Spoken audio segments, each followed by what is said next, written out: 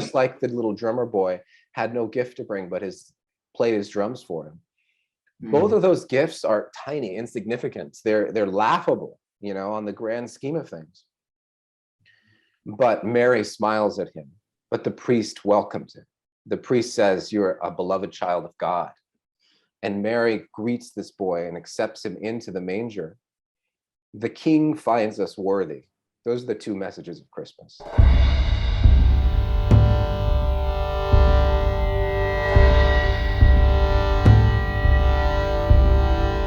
Hey everyone, welcome back to the Pinedo Brothers Podcast. Christmas episode. I'm JP, my brother. I'm Peter. Is also here with us, and we are excited to be talking about the true meaning of Christmas. Christmas! Yeah! Best time of year. That's right. So I wanted to compare and contrast since we're filmmakers, look at Christmas through the years through film. And start off with some classic Hollywood stop motion that people watch all the time, and see how those Hollywood filmmakers look at the true meaning of Christmas, and then compare it to maybe a modern filmmaker or two and see what we can come up with. Peter, you game for that? Let's do it. And when Aaron came to the entrance of the stable, he could hardly believe what he saw. And she brought forth her firstborn son, and wrapped him in swaddling clothes, and laid him in a manger, because there was no room for them in the inn. Oh, your majesty, you must... Oh, the player boy. My lamb has been injured. You must save him. He is near death. Oh, lad, there is nothing I can do. But you are a king! A mortal king only, but there is a king among kings who would save your little friend. The babe? But I do not understand. It is not necessary that you understand. Go to him. But I have no gift to bring. Go. Look upon the newborn king.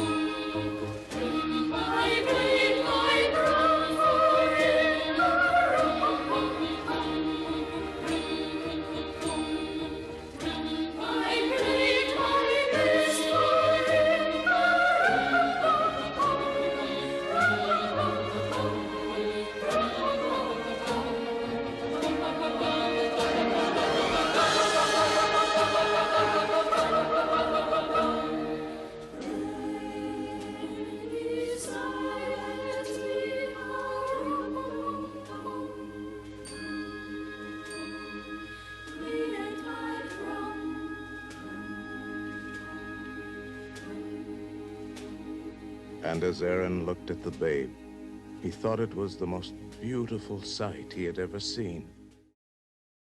Okay, so that's The Little Drummer Boy, a hit stop-motion film that was made in 1968 that Peter and I grew up watching. There's a lot to unpack here in that film, but I think if it's okay by you, we'll keep moving and we jump forward a few years to still another classic Hollywood TV show and see what they think about Christmas, huh? Okay, yeah.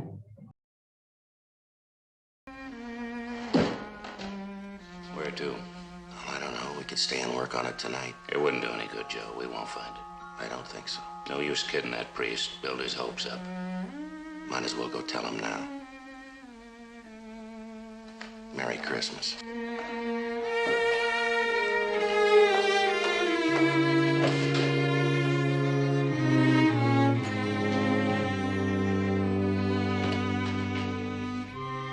"7:27 p.m. We arrived at the old mission church.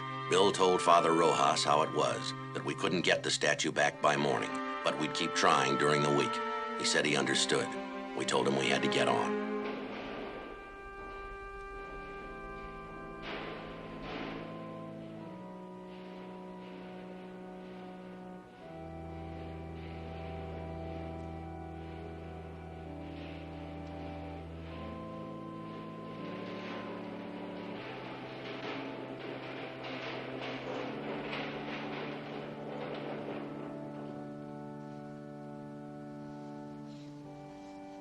Paquito. Padre Rojas.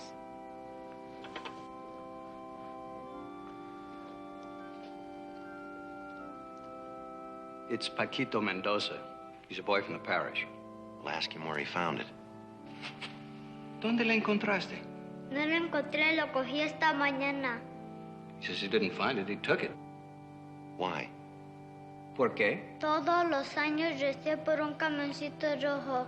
Y en este año le recé al niño Jesús y le prometí que en el primer viaje de mi camioncito. He says that all through the years he prayed for a red wagon. This year he prayed to the child Jesus. He promised that if he got the red wagon, the child Jesus would have the first ride in it. Me voy a llevar el diablo.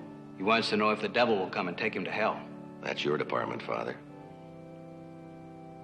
El diablo no, porque Jesús ama mucho a Paquito.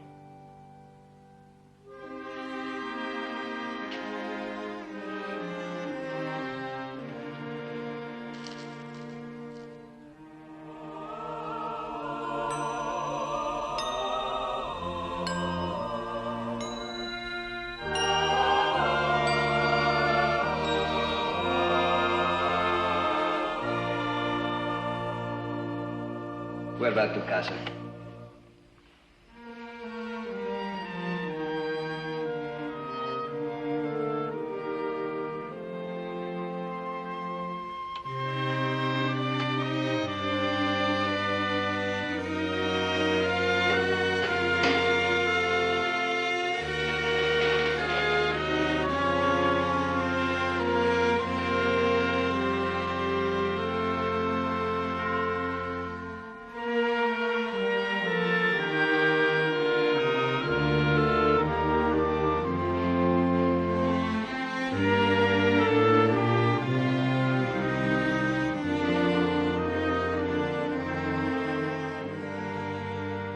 So we've laid the groundwork a bit for what Christmas was in the past, in classic. Or how it was seen.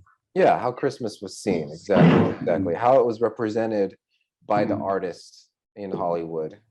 You know, Christmas hasn't changed as late as itself. the 70s. That's right. That's right. And that's a very good thing to point out, how the essence of Christmas is always and will always be the same. But people are going to always be interpreting that essence through art and trying to internalize it to the whole world. So the essence of Christmas is something that is a mystery. And we can talk more about what that mystery is. But let's, how about we jump to a more modern era? It's funny that I say modern because I'm going to put on one of our favorite shows, Community, here that is, a little bit of background about Dragnet. I realized that there was some, there might be confusion about it. Dragnet was a show that came out in the 70s, I believe, that was about a couple of police officers that were out trying to solve mysteries. They were beat detectives. And they were approached by a priest in a poor Mexican mission parish that was asking for their help because someone had stolen their baby Jesus. And they were a very poor parish, so they did not have the funds to replace it. I mean, statues like that then and now are, especially beautiful ones like that, are very expensive. And so, and churches were never locked in that. Like it used to be, and some churches are still like this, but it's becoming less and less. You could just walk into a church in the middle of the night and no one locked the doors. And so it would be very easy to just take something, but no one did. I mean, who's going to steal from a church? A different age now. Not only do churches have to be locked, they have to be secured 24/7 because someone will break in not to steal, but to destroy the church. Try to burn it down. Yep. So moving forward to the 2010s, one of our favorite shows. My wife and I love to watch Community, and let's see what they say about Christmas. Great. Look what you did to the kid. What's your article going to be called? Worst shriek ever? Hey, this is not my fault. This is what Christmas does to people. We put too much meaning into it, and it lets us down. We beg to differ. What are you doing back here? Saving Christmas. Everybody, point your magic Christmas weapons at it. Oh, brother, this is ridiculous. You are enabling a delusion. The delusion you're trying to cure is called Christmas, Duncan. It's the crazy notion that the longest, coldest, darkest nights can be the warmest and brightest. Yeah, and when we all agree to support each other in that insanity, something even crazier happens. It becomes true. Works every year, like clockwork. Try telling that to your catatonic friend. I got a better idea. Why don't we sing it? Wait, what? Yeah, let's not go overboard. Okay, that's enough of that. Wait, can you explain what's going on right there? I'm kind of confused. Yeah, okay. So Community, this episode of Community, they had a stop motion special, which was basically inside Abed's world. Abed, one of the characters in the show, where they kind of went into his brain. And he's a Muslim that's searching for he loves Christmas. He's a Muslim that loves Christmas, and he's searching for the meaning of Christmas. And basically he gets to a point where he's like, well, there's no meaning, and he just freezes up. And what that show is saying basically is, yeah, you're right, there is no meaning. But if we all decide that there is a meaning, like we all become insane to say that there is a meaning of Christmas, this is like word for word from the show, then all of a sudden we create a meaning for it, which of course is suicidal. I mean, if we create meaning, then we are God. And if we are God, then God is terrible. There is just a terrible void of just insanity if we're God. It's through an act of mental effort, interior mental effort, that allows that meaning to stay. And everyone needs to have that same mental effort, or it all falls apart. So if someone were to stop believing in Christmas, then it would no longer exist. You see that very much with Elf, that classic, I guess I hesitate to call it classic. We tried to watch it this year, Elf. It was the second time that I watched it. I don't think we got through it. I mean, it wasn't like we hated it, but you have that same idea that you see, is that if people don't believe, then it doesn't exist. It's like Tinkerbell. If people believe in Tinkerbell, Tinkerbell lives. If people don't believe in Tinkerbell, Tinkerbell dies. Just the same thing with Christmas. And you see a very different view of this from the perspective of the church. You see that, okay, as Catholics, we have daily prayers that we say. And given that I'm not a great Catholic, I don't often say them. But there's the Angelus that we are to recite at 6 a.m., at noon, and 6 p.m., in which we, by tradition, genuflect when we say the word, and the word became flesh. Just the word, and the word became flesh. We genuflect. We show that type of respect for the reality of what happened. And that is Christmas. That is a reminder every year, every day. It's supposed to be every 6 hours that we remember what Christmas is. The word became flesh. And we say that in the creed as well. Homo factus est. We're supposed to bow when that happens.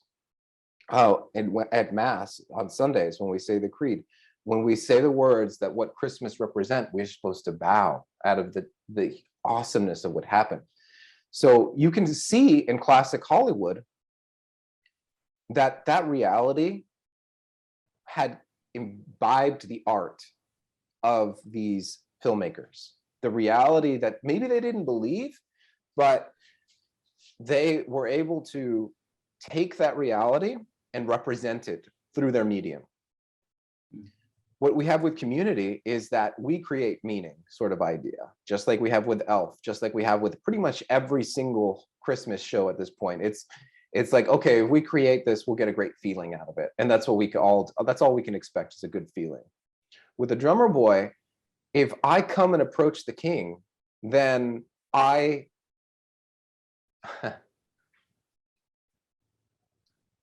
two points. The king wants to see me. The king stooped down and became clothed in our flesh and wants to have a relationship with me. The word became flesh. Homo factus est. That's that line, that idea, that thought has changed history. And that's what Christmas is. And then beyond that, if I approach the king, not only does he want to be with me, but just like the little boy, the poor Mexican boy that got what he'd been praying to get for Christmas, and he wanted to give Jesus the first ride, just like the little drummer boy had no gift to bring, but played his drums for him. Both of those gifts are tiny, insignificant. They're laughable, on the grand scheme of things. But Mary smiles at him, but the priest welcomes him. The priest says, "You're a beloved child of God." And Mary greets this boy and accepts him into the manger. The king finds us worthy. Those are the two messages of Christmas. And how that little Mexican boy had it it was very real to him. Like he wanted to basically, the child Jesus is his friend. And he takes him for a ride in his wagon. Those are very tangible kind of representations. And I think it's tangible, making these kinds of far off, not far off, but they could be removed ideas, very intangible, and making them tangible to people is, I think, very important. I think that's something that Catholics usually do very well, because we are very much about tangibility. We have the sacraments, everything. We have these heavenly kind of realities that are made earthly, that they combine the two, so that there's both the physical and the spiritual. I think that's something I definitely really appreciate about the Catholic faith. Yeah, and on that note, Catholics, I remember how Dad would always say that Christmas Eve Mass, Midnight Mass, is the one Mass that people who don't like the Catholic Church will come to, because they realize there's a lack of meaning, and that the Catholics have the answer to that lack. We have something to fill that void, and it's Christ. And the reality of Christmas becomes clear when you go to Midnight Mass. And so you find meaning there. Even if you don't like the people that are saying what the meaning is, or you don't like the tradition which we've used. And speaking on that tradition, I watched that show, Dragnet. I was probably about 8 or 9. I was really young. We were at grandma's house, and I've never forgotten it. I've only watched it once, and I always think of that scene when I think about how Hollywood. What's a good Christmas scene that showing what Hollywood understood or didn't understand? And I've always looked back to that one as kind of the best that I've ever seen. A little show about cops, which is crazy. Two Good Cops has, I think, one of the best. And I'm happy to any of our viewers to say, oh, there's a better one out there, because I'd love to see it. I'm sure it's something that I'll enjoy watching. But one thing I loved about that show that I noticed more this time in watching it, about that Dragnet episode, is that